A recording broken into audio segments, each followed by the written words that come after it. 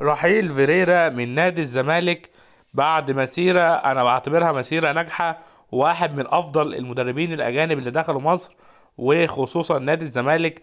فيريرا مدرب كبير، من أكبر المدربين في البرتغال، وليه اسم كبير قبل ما يدخل نادي الزمالك. مفيش شك ان فيريرا مدرب جامد، وان الفترة الأخيرة دي في علامات استفهام على المستوى الفني لنادي الزمالك.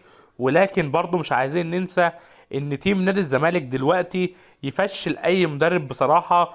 وسوء إدارة الانتقالات الأخيرة، خصوصا الانتقالات الشتوية.